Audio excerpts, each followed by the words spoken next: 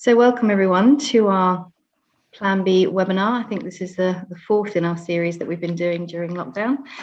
Hopefully the end is now in sight. So let's hope in our next, perhaps not the next one, but sometime soon we're going to be able to get back to physical events soon, and it'll be great to see everybody in person.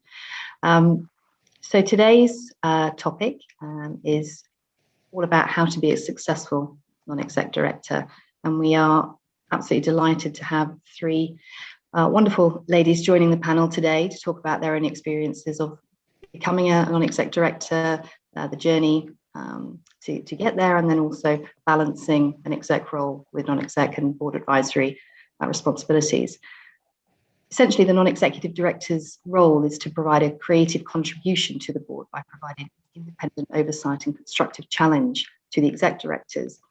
And I think it's widely accepted that non-exec directors have a very important contribution to make to the running of companies these days. And importantly now, with diversity being such an important factor in building boards, it's really the diverse makeup of that board, diversity of thought, and the focus on inclusive cultures that really gives access to the brilliant diverse mix of talent in an organisation. And these are three brilliant examples of women that are doing that. And I should say four, really, because we've also got Anne as well, who's part of the founding members of Plan B, who is also a non-exec director herself. So Anne is also going to be answering questions today as well as co-hosting. So without further ado, we should ask our panelists to introduce themselves today. So Anne, do you want to kick off, and then I hadn't prepared for this. Yes. They could introduce themselves.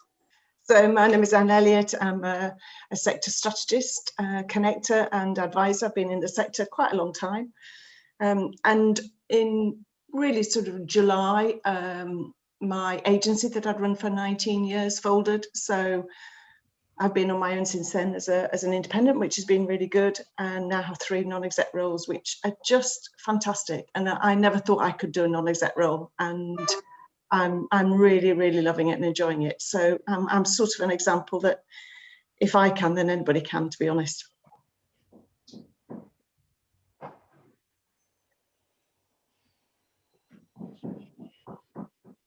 Sorry, Helen, do you want to go next, Helen? Sure, yes. Well, hi to everybody. So I've had quite a long career, so bear with me. But I've been lucky enough to be building great F&B brands, in summary.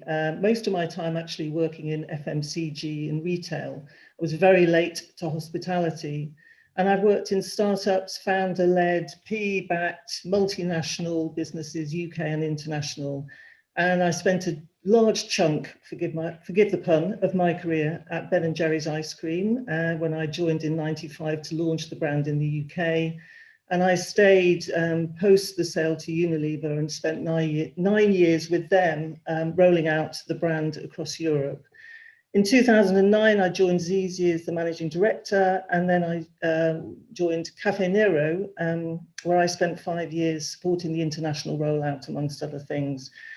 So I've been a portfolio NED since 2017. I sit on 6 boards, which, trust me, is capacity, and on 3 publicly listed boards, 1 private equity-backed board, 1 not-for-profit, and 1 advisory role with Ben & Jerry's, funnily enough, which is a board of directors with a global remit. So that's me.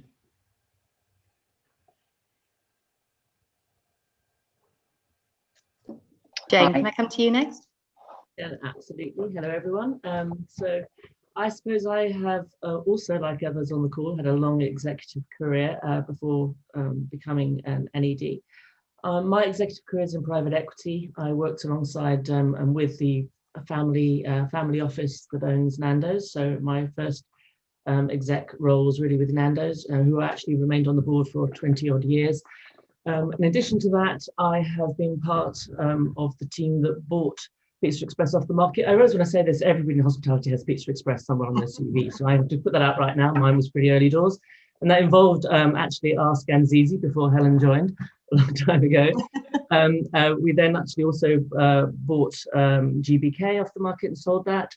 And within that company, we also still own both Oaxaca and Nando's is obviously still there. I actually became an NED first in 2011, while still an executive member of the Nando's board. And for the last 2 to 3 years, I'd say I have gone fully plural. So I'm currently exec chair of Turtle Bay, which is a bar restaurant concept throughout the country. I'm a non-exec chair of Caravan Restaurants, which is a London-based business, all-day dining. And I'm a non-exec chair of Flight Club Darts, I'm hoping you all saw on TV this morning. so those three, in addition to those three board roles, I'm also an advisor to another private equity company called Piper. And I still am actually a listed company director with Octopus, which is the UK's largest tech business, nothing to do with hospitality. So a fair sort of plural career at the moment. Jane and Celia. Thanks. Hello, everyone. So I'm the slight exception to the panel in that I still hold an executive career. My background is very much marketing, digital, consumer and e-commerce. And I've worked in pretty much most sectors out there. So I've covered restaurants. I've also done logistics. I did spend a stint in travel and hospitality and leisure. I've done FMCG, and I've also done some startups, and I've worked across true startups, VC funded. I've done some blue chip companies, listed businesses, and I've also worked in private equity backed businesses. And so my day job now is as managing director of a digital platform business called Love Home Swap. And I hold 2 non-exec roles. So I sit on the board of Southeast Water, a company based in the southeast of England, supplying about 2.2 million homes with fresh water every day. And then I also am a non-exec and chair of the Audit and Risk Committee for Moto Hospitality, Moto being the UK's largest motorway business. And I'm in the process of joining a third board, which I can't really speak about yet, but I'm very much looking forward to that. Hot off the press, Celia. Brilliant. So I think it would just be worth Emma and Mark introducing themselves, just so that we know who the Plan B team is before we kick off with questions to the panel. So Mark, do you want to go first? Sure, yeah, good afternoon. I'm Mark Daniels. I've got a background in digital and technology in the hospitality sector. My role here is I support the Plan B team on their digital platforms, etc. So hope you all have a good afternoon. And Emma. Hi, I'm Emma Causer, and I'm the third part of Plan B alongside Holly and Anne. And I'm Holly Edison. I co-founded Plan B with Emma and Anne, 4 years ago now, and thoroughly enjoyed being part of this great team. So without further ado, we're going to hand over to Anne as our chair to field some determined questions to our panelists today. But after that, we're going to have some Q&A from the participants. So if we go through this first section, if you have questions, please put them in the Q&A, and we'll come to those after the end of our panel session. Thanks, Holly. Well, it's what's great about this is speaking to 3 fantastic friends of mine. So I wish we were all in a pub somewhere speaking, but never mind. Here we go. Wouldn't it be great if we were there doing a webinar, just having a glass of wine and chatting about it? But actually, it'll be mid-May, hopefully, when we can do that again.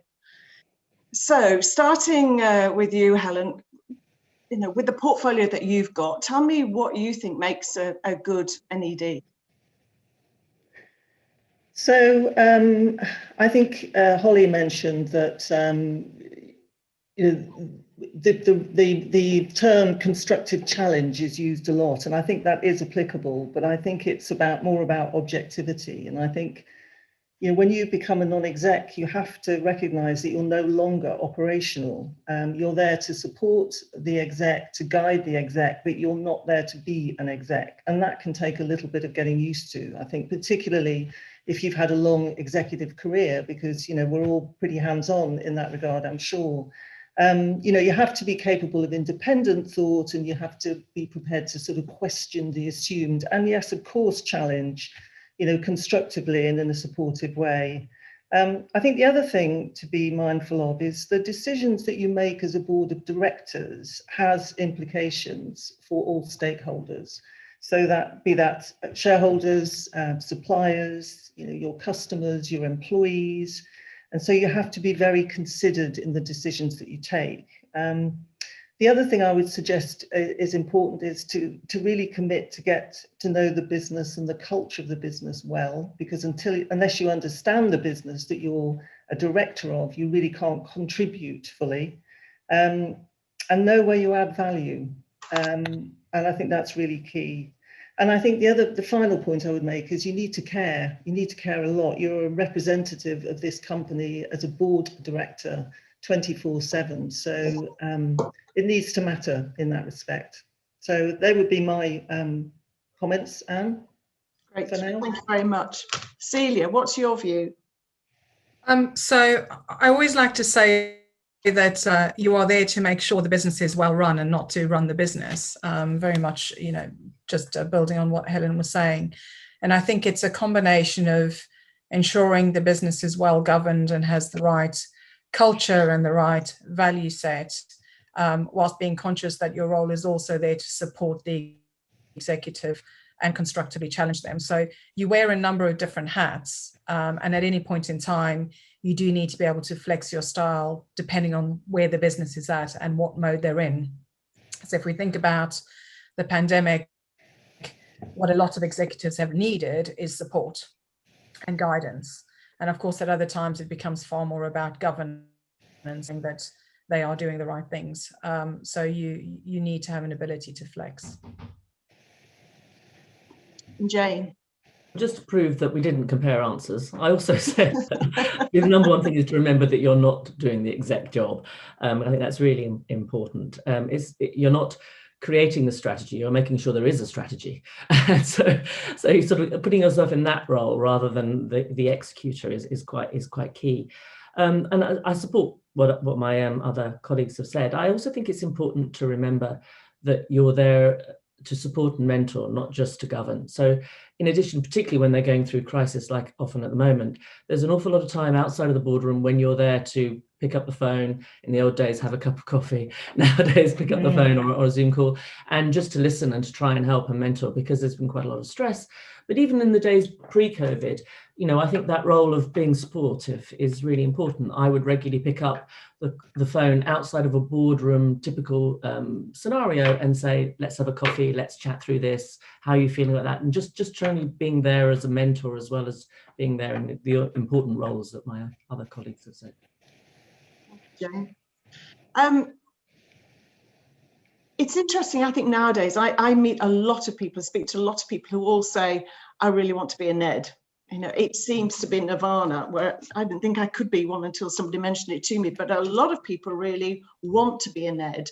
And I don't know whether that's I've had enough with exec life, or I do want to change, or it just sounds interesting. But what was your motivation, Celia, for becoming a NED in the first place? So for me, the reason I was interested in doing it was, I guess, because of the breadth of experience that I'd had in so many different sectors. I felt, firstly, that I had a lot I could bring to different organizations. But also, I guess, selfishly, I'm inherently curious about business and sectors and industries and how they work. And so I really wanted to broaden out my own interest in other businesses. So it was those two things combined. And then I guess the third piece for me is, as an executive, I find myself typically after a few years in an executive role getting somewhat bored, if I'm completely honest. And so for me, it was about the variety and the intellectual stimulation and challenge alongside the executive career. Because you've got, I mean, like Helen, you've got quite a diverse group of businesses, haven't you, from water to motorside. Yeah, it is quite, and I've no doubt that third one will be equally diverse. So that diversity was part of your decision-making process. Yeah, it was. I guess for me, what is the common thread in all the businesses that I sit on the board of is they are very strongly purpose-driven and values-driven. And I guess that for me has always been the key criteria for me personally is, do I feel they have a strong ethos and a strong value set? And those are the businesses I tend to be drawn towards. Jane, why did you, I mean, you've been 10 years now in a non-exec role, chairman role. Why did you do that in the beginning? What were your motivations?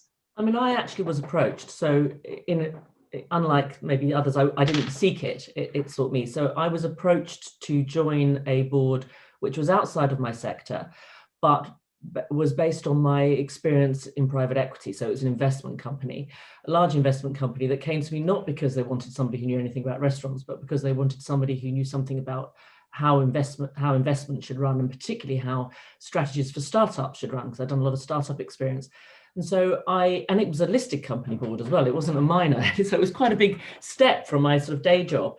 And I think, rather like Celia, I was intellectually stimulated. It was a big challenge for me. And I thought, well, it's leveraging part of my brain I wasn't using and I had used in the past from my previous career. So I actually did it partly really for interest and stimulation. And I found that I learned as much from that as I was doing for my normal day job. So I enjoyed it. And I thought, right, I could do more of this. This was great. Helen, what about you? Well, I mean, many similarities, I think, with what's already been said. But again, I didn't seek a non-exec role. When I left Ben & Jerry's, I was approached by the chairman of the board, and he said, we really don't want to lose you. Would you consider joining the board of directors? And that was my first taste of being non-operational, if you like. So, playing an important role, but not being down in the sort of the day-to-day running of the business. And then in 2014, I was approached to join the Halfords board, which was a really decisive moment because I knew that a role with Halfords would be a real kind of cornerstone if I wanted to develop a non-exec career. I love the variety, the breadth of the challenges that come along. Personally, it's a great, development opportunity. It's very stimulating to be a NED. And as Celia said, I think, if you're in executive life for a very long time, you actually crave something that doesn't require you to be absolutely hands-on, and so that you can step back and be more strategic. And I suppose I also wanted a bit more control over my own time. I'd reached that stage in my career, clearly a very long one, and it felt like the right next step to take. To you, Jane, you were asked, and Celia was asked, and Helen, you were asked in the first place to become an NED. How did you plan? Did you plan a career as an NED, or was it the fact that somebody asked you when you suddenly thought, oh, actually, yes, I could do this? I know I was asked and continue. I was very lucky in that my executive, this is the other important thing when you make this transition, I'm sure it's probably the same for others, but I was in a full-time executive role. I was approached to become a non-exec. I then had to go and speak to the guys I worked with in my executive role and said, are you okay for me to take this non-exec, non-competing, nothing to do with what I'm doing in my day job, will only be so many days a month. Well, that's it. We'll come back to time commitments in a minute, but would only be so many days a month. Would you be okay with that? And they were fine with it because they recognized it was intellectually stimulating. I think that when you get to a point in your executive career, actually there is a benefit for your executive role if you're also stimulated in other ways. So they could see it works for them, it worked for me. And so at the time I wasn't thinking this is my way to a plural life. I was just enjoying these two roles and they worked well together. And then as I sort of came to the point where I'd been in the same role for quite a long time in my board role at Nando's particularly, and I thought, right, I'd like to do more non-exec role. I'd already got some experience with this advisory role before. So it was an easier transition. It didn't have a master plan in 2011 to end up here now. Helen, you talked about Halfords being a decisive step because obviously it was outside this sector and with Six, and I would imagine constantly being asked to be an NED. How have you planned? What's been your thinking about the NEDs you want to take, and perhaps even those that you turned down? Well, I think you have to feel a kind of an affinity, a connection with the boards that you choose to sit on. So I think that's an important consideration. I mean, when I was approached about Halfords, I remember the call so clearly, and I remember thinking, I know nothing about cars. Why would you call me? And of course, the response was, but it's not about cars. It's about the fact that you've had a career building brands. You understand, the importance of the customer experience. And it's about bringing that different perspective to the Halfords board. I think that I've now lost my train of thought. Anne, remind me what you wanted. To say. Have you planned your 6? Have you thought, right, I want one in that, one in that, one in that? Or Okay. Sorry. Yes. Not really. I think you have to be careful, as Jane said. You know, you don't get into a situation where you've got competing interests. So I think making sure that you have, you know, diversity and variety in your roles is also key. But I am very clear about the things I would like to do, and they're inevitably consumer facing. And I'm also very clear about the things that I wouldn't want to do. And in the end, it's about where can I add value? And if you really don't believe you can add value, then it's not for you. And I think that's an important, you know, learning for any non-exec. You know, can I add value to this board? And if I can't, then it probably isn't for me. And Celia, with your 2 that you've got that are diverse, and you could have so many and have so many people approaching you, and you talked about values and having that shared sense of purpose. How are you planning your non-exec role out from here? Are you going, right, I want a charity, or I want to work in finance, or how are you planning out your NED career? So I guess the first thing I'll say is I'm again the exception to the panel where I wasn't tapped on the shoulder. I had to go out and sort of find my own first non-exec role, and in all honesty, it took me 3 years to get my first one. So getting the first one, unless you happen to be approached, will take some time. I think a little bit, as Helen has said, you know, I don't necessarily have a plan that specifically says I want one in this sector and one in that sector. For me, what I enjoy is ambitious businesses and businesses who have a clear vision of where they want to go and that purpose that I mentioned earlier. I don't necessarily, you know, target specific sectors, but when opportunities come my way, I always go with my instinct. Is it a sector that I naturally gravitate towards? I also tend to gravitate towards businesses that are consumer-led rather than B2B, and so that helps define the sorts of opportunities I will look at. But I'm also very clear about specific industries and sectors I will not look at, and that I'm not particularly interested in. You know, financial services, as an example, being one of them. Okay. In terms of value, then, that Helen talked about, Jane, the boards that you've joined, presumably you thought, yes, I can really add value. Where have been those areas where you've added the most and you thought you could add the most? I think I think adding value is absolutely key. Otherwise, you don't really have a sort of a real engagement with the board you're with. But I think where I've added most value has been when we've gone through transitions. So I've done quite a lot of transition work both as an NED, but also as a chair. And that's obviously a slight difference, but certainly my 3 chair roles have all been quite in the midst of transitions, whether that be refinancing or sort of not turnaround, but, you know, repositioning the businesses or creating new management teams. So, and obviously now we're in the biggest transition of them all, but that wasn't necessarily, we haven't come out of that one yet. But pre that, they were all businesses which were undergoing change. And being that I have a background in private equity where change has been part of the things that you come on board to do, so I tend to be brought in to drive change. And I think that has been where I felt I've had the most traction. Right. Helen, there was a bit of a wry smile when time commitment came up. Talk to me about the time commitment that you've experienced with 6. Well, 6 is absolute capacity. Trust me. I mean, I think it depends on your motivation for becoming a non-exec. If it's to have an easier life, if it's to have more time to yourself or your family, you know, to get a better work-life balance, then you need to be very clear about the number of boards you want to serve on. You know, boards can be very demanding. I mean, Jane said, you know, then it's not always plain sailing. I mean, there can be times where there's a lot of disruption. You know, a transformation, you know, you have to hire a new chairman, you have to hire a new CEO. I mean, lots of things that can be happening that can demand your time. So I think that we should dispel this myth that being a non-exec is an easy life, because I really don't think it is. You have to commit. You absolutely have to commit and put the time in to understanding the business, to doing all the reading and to being fully present in every board meeting. And I think what you need to do, if like me, you have 6, you have to be very careful that the listed businesses, which will be most demanding of your time, are offset with other roles which are more advisory and a much lighter touch.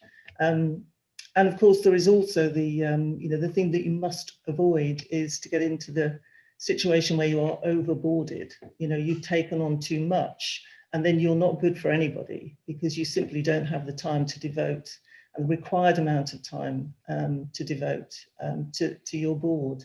So it's a bit of a balancing act. For me, I wasn't looking for an easy life. I was looking for a more interesting life. So I'm happy that I'm so far managing to juggle.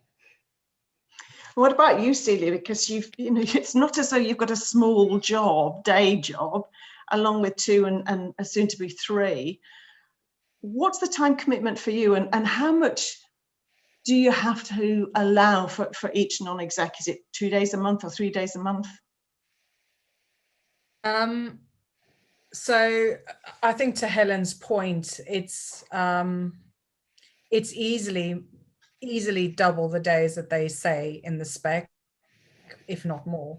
I mean, ultimately, as a director, you are legally responsible for the business, and so it is incumbent on you to ensure you have enough knowledge about the business and what is really going on to be able to make an informed judgment when you are in board meetings.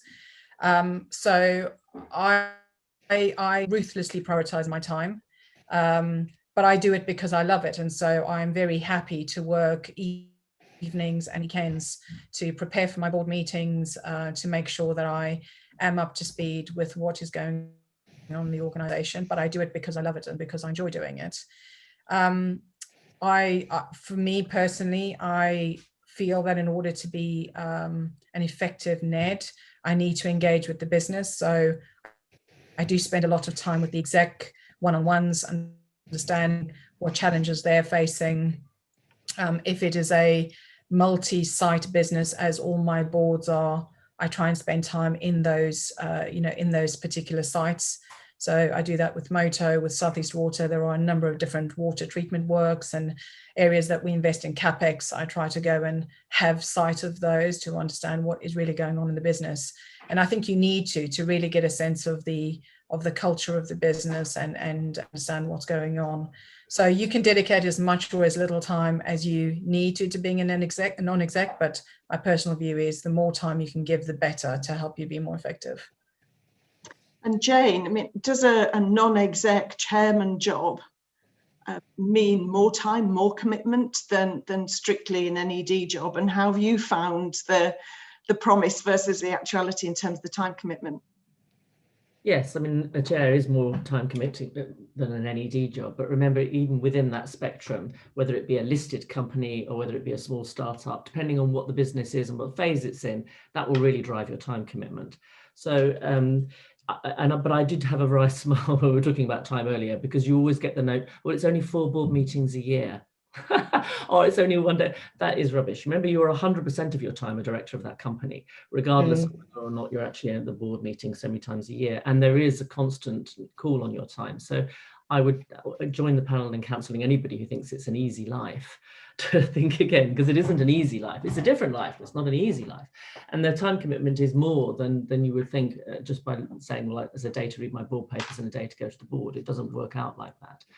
And particularly when the business is going through transition. And most businesses have always got something on. With a listed company, as Helen said, the time commitment is quite large. And there are lots of meetings outside of a board meeting where you are also required to be present. So I think you have to be realist when you set your example. I actually think 6 is quite a lot. I'm chair 3 and I advise a couple, but I think I'm at capacity. So and you do get approached by people saying, but it's only another day, or it's only, but it isn't really, and you have to sort of juggle that and make sure that you have time for the companies you commit to. Yep, great. Helen, one of the things that we've come across in Plan B from the women who've been mentees is this feeling of imposter syndrome, that they can't, we talked about position on boards, and in their head they're thinking, that's just not me, I can't do that. And we see very talented, very bright, very ambitious women thinking that they can't do it. So have you had that, and how have you dealt with? And the second part of that is have you come across any conscious or unconscious bias in looking for an NED job?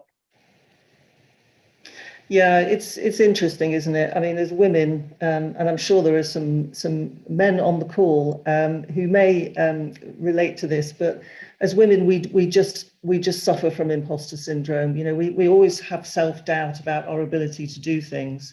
And it is something you absolutely need to overcome when you decide to, well, in any career choices, but particularly as a non-exec, because of the responsibilities that you're taking on.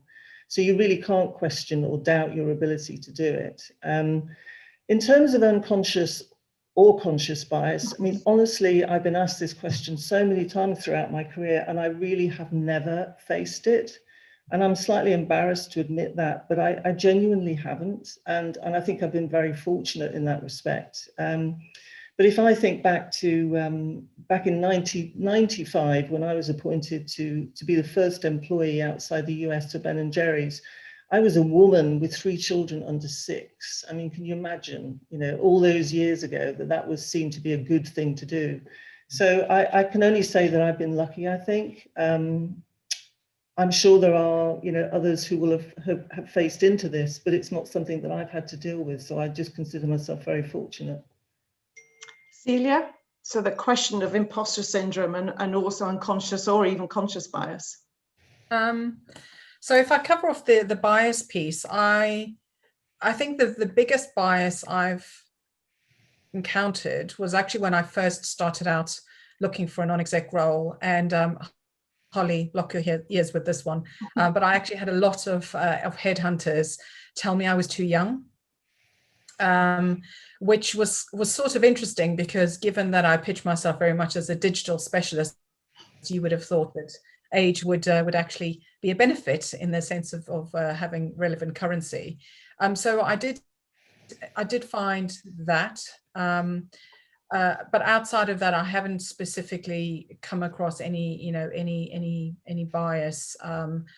I will say that I think picking your first board is really important, and particularly making sure you pick the right chair as your first board role, because you are going to come into it requiring a bit of guidance and requiring somebody to help you through the process of transitioning from an exec to being a non-exec.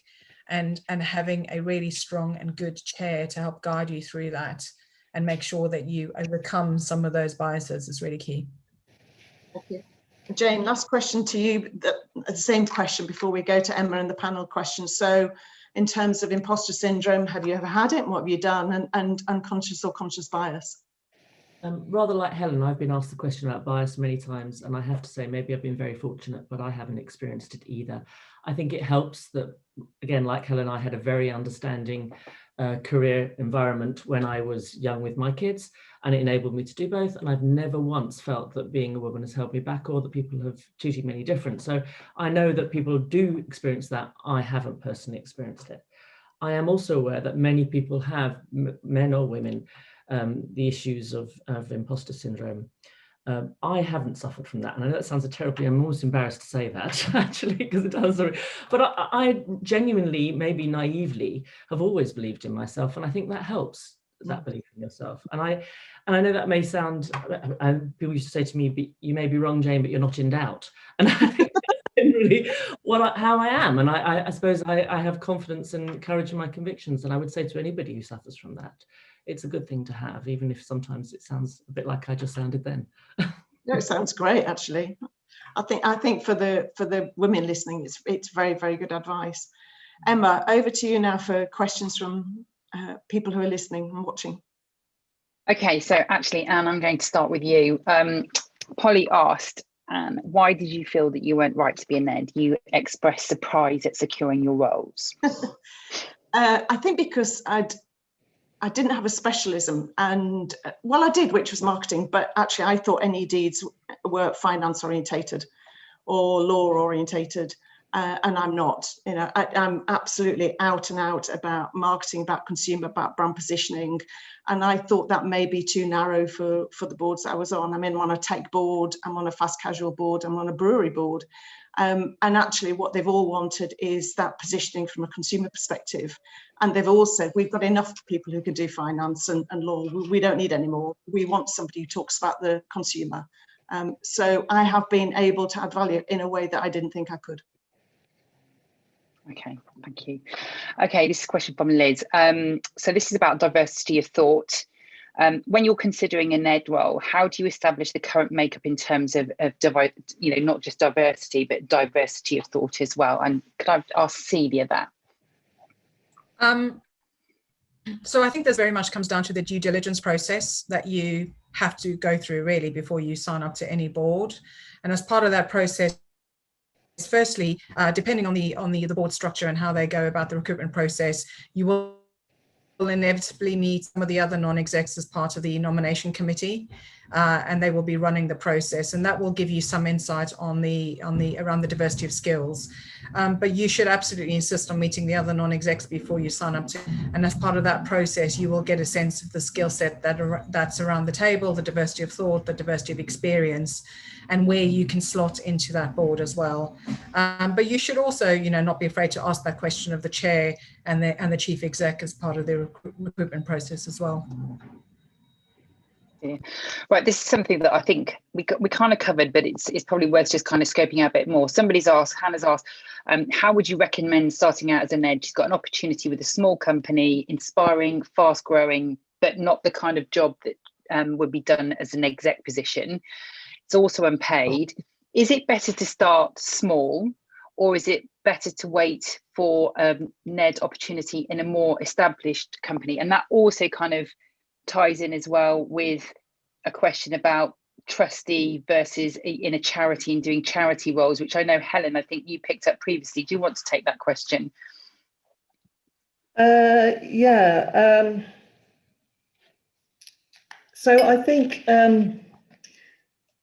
mean, I was given some guidance early on that be very selective about the first non-exec appointment that you take, because it sort of defines you in a way, and it can be the real cornerstone to your non-exec career, assuming that's something, you know, that you want to pursue. So I recognise that for many people, you know, just getting that first NED is the really important big step, but I would caution you to be thoughtful about your choices.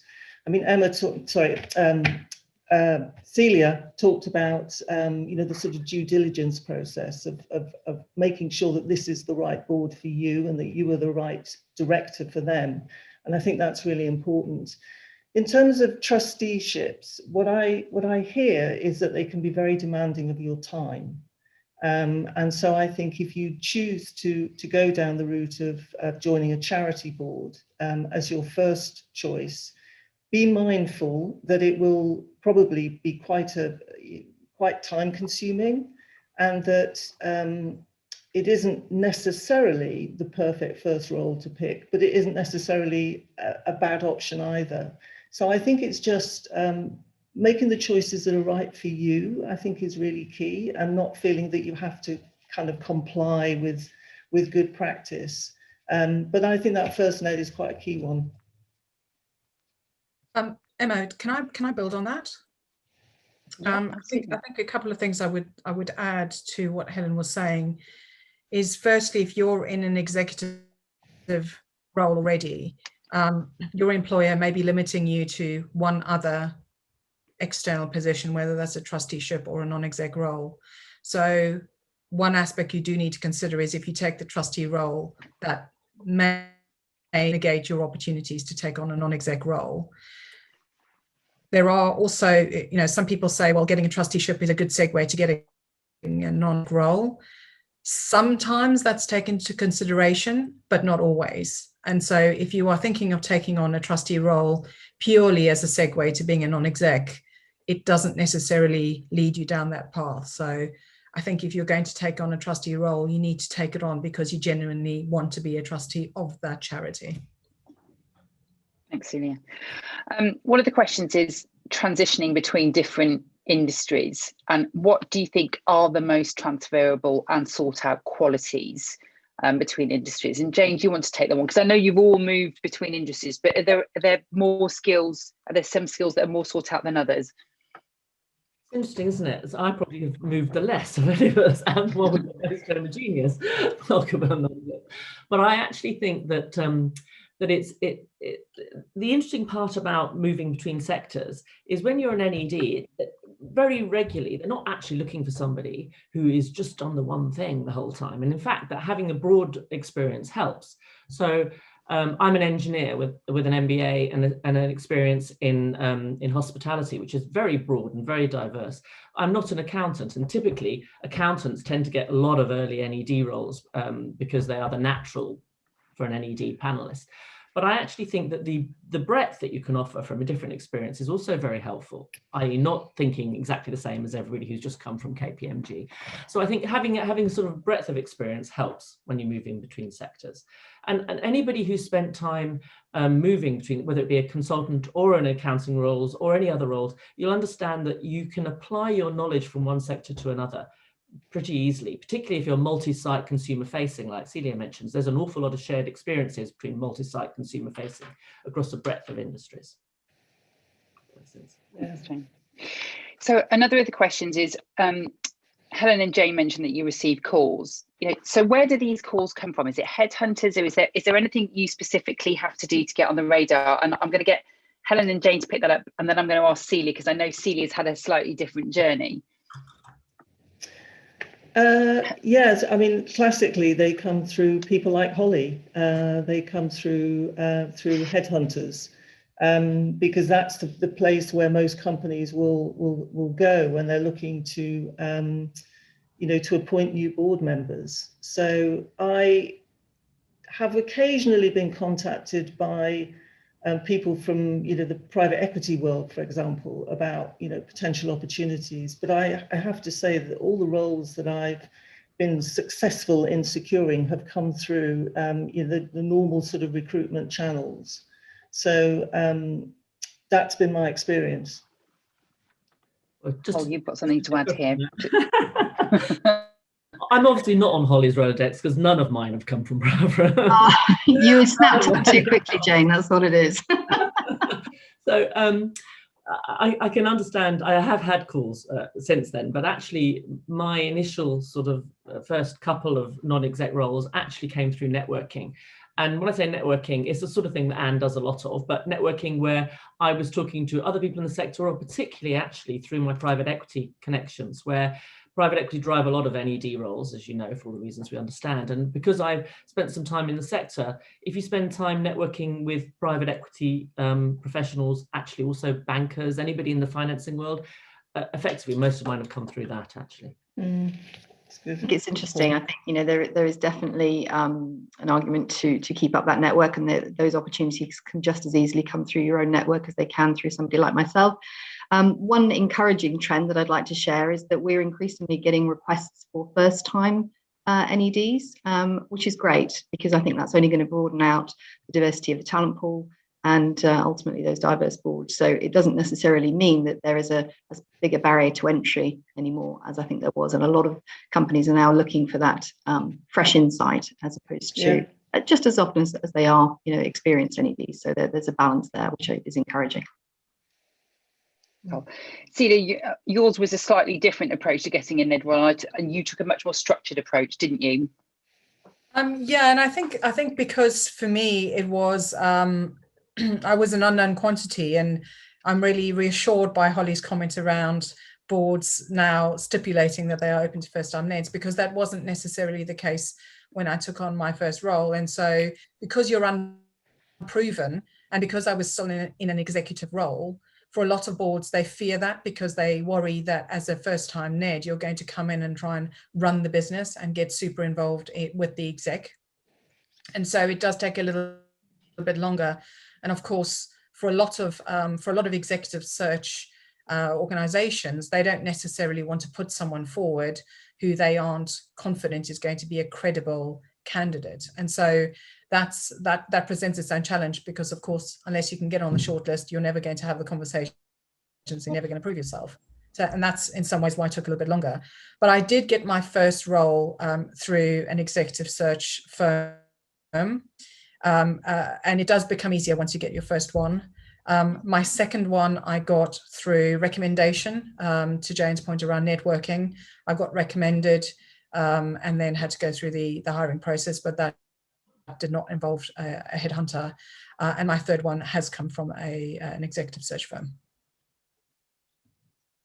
So when it comes to networking, how do you guys specifically network for those types of roles? I mean, and especially now, because we're in a whole new world, what would your tips be on networking? If I go to Jane first on that.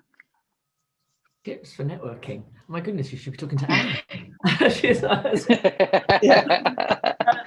world's expert. Exactly. I think we all of us in our executive and our non-executive careers are constantly invited to events, and I think it's really important to pick your event. Okay, because otherwise you could spend your whole time in events and actually it becomes very tiring. So I think picking your events are important, and so you have to sort of pick the networking events that you think that you have almost like the most like-minded souls attend, because it's much easier when you're in a networking event where you have something in common or something that you feel you can add to the network, but also that you think you can gain. So there's no point throwing yourself into an event. You know, for me, if I was going to throw myself into a digital world networking event where Celia would be very at home, I might feel like I'd arrived in Planet Zog. So I think you slightly have to be somewhere where you feel you can really sort of move in and have something to contribute as well. So I think you have to be a little bit focused on it.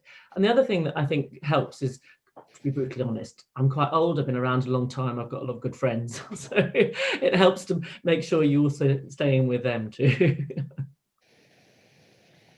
Let's get the world's best to answer as well. Anne, what are your thoughts on kind of networking for roles? Well, I think networking itself is just invaluable, but I think you've got to approach networking in the right way. Networking for me is what you can bring to other people, not what they can bring to you. Mm-hmm. So if you approach networking in a view of handing out my cards and seeing what comes back, that won't work. I think you've got to do it in thinking about the person you're talking to or sat with, and how can I help them? And then I believe in karma, it comes round. So absolutely, to Jane's point, you've got to network with people that you think you're going to like being with and talking to, but you've got to have a mindset of this is not about me. Absolutely. So a question from Chris. Looking over the next 6 months, all businesses, but particularly, I suppose, hospitality, are going to face unprecedented challenges. How in the short term do you think this is going to impact the role of NEDs? Helen, do you want to go first on that one? Gosh, well, it already is, impacting, isn't it? And it's been pretty desperate for the hospitality sector. We feel we've been somewhat decimated by this pandemic. I think the role of a NED in these very difficult circumstances is to be as supportive as possible to the executive and to the wider workforce where you have access to them. I think we're all now sort of planning the reopening, and that will become, a focus, and that's the exciting bit, because it's been incredibly difficult for everybody. But again, as a NED, you need to be available. There've been endless meetings, and I'm sure we've all been in the same position with our boards. But it's the need to be there, to be supportive, to acknowledge the difficulties, and to be there, and fully preparing for the time when we can reopen. And I think that's all that we can really do, because it's been such a challenging period. Yeah, for you. Yeah, so I think in many ways what we're seeing in hospitality is mimicked in many other industries. I think, to, you know, exactly as Helen had said, you know, the role that we play flexes depending on the need of the business. And right now, the need is very much to support the executive around their plans, to support them in supporting their people, but also to think about cash flow and you know, preservation of the business and ensuring the continuity of the business. But right now, yeah, it is very much more of a supportive role for the exec. And then I'm very conscious of time now because we're coming towards the end. Whole question for you, actually. What kind of experience are people now looking for if they're considering first-time NEDs? Is it just accountants and lawyers, or are they looking for something else? Very definitely something else. I think if I come back to my earlier comment around that sort of diversity of thought and perspectives, you know, the really encouraging thing is that even very large corporate organizations are looking to bring on board, I suppose, people that reflect the demographic of all of their consumer segments and or their end users. And I think that, you know, positively challenging the direction of the exec board. And you know, Jane, it's great to hear you say that you know, you don't suffer from imposter syndrome. And you know, we all need to take a lesson from that, because we've all got a perspective and a value and a perspective to bring that can add value. And it's about, I suppose, in terms of putting yourself forward, understanding what it is that you bring and what diversity of thought, what perspective, what expertise, what skills that you bring, but also behaviours as well is what we're increasingly seeing. And I think digital obviously will continue to be sought after, but as is also really different backgrounds and people that can bring lived experiences of what are gaps in the current exec team. So, you know, those core roles such as audit chairs and remuneration committee chairs and non-co chairs are still very, very important. And obviously, if you're dealing with a listed business and there's regulatory requirements, and that's something that is a non-negotiable. But the encouraging thing is that, particularly where you're looking at perhaps an advisory board as well, that sits alongside the statutory board, there's a lot of flexibility and a lot of breadth of profiles that can add value in that sort of environment.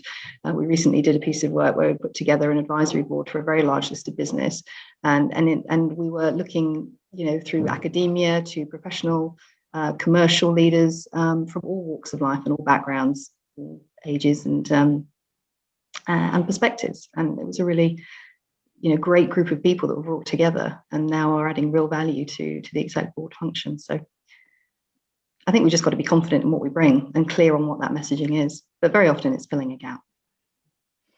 Thanks, Hol. Right, last question. This is for Em. So she's been asked to be a NED probably about every 6 months, but she always declines as she thinks there's never time around the day job. To be truly value add for them, is there a right time to be a NED, or do you have to just find the time and just go for it and just kind of fit it in? And I know I'm going to go to Celia because I know she's ruthless with her time. So Celia, how would you cope with something like that, doing the exec and a non-exec role? So I would come back to, is it a business that you care about? Is it a business that you think you can get involved in and make a difference by being part of that board? If it's something you feel passionately about, trust me, you will find the time and you will make the time because you will prioritize your time. You can absolutely do it. You've just got to care enough to want to do it. Thanks, Celia. And I think we are literally nearly at the top of the hour. So I'm going to say a huge thank you to Helen and Jane and Celia. Your experience and expertise has just been brilliant. And I really hope that everybody on the webinar has got something out of it. Please feel free, if you want to drop any comments into the chat, we'll pick them up. I know I haven't quite covered off all the questions. There are still a few left, so if I can, we'll try and pick those up. We will put this onto the website, so it's available to review. But thank you, ladies. It's been really, really fascinating, and I can see all the comments coming in that everybody watching has found that too. So thank you, and thank you for your time. And a big thank you to Anne for chairing the panel as well, and to providing your own insights, Anne. But thank you, everyone. Well, it's not hard when you've got such great 3 women there. Fantastic. Thank you so much. Inspirational, definitely. Bye-bye. All right. Thank Thanks, you. everyone. Bye. Stay safe. Bye. Bye. Bye-bye.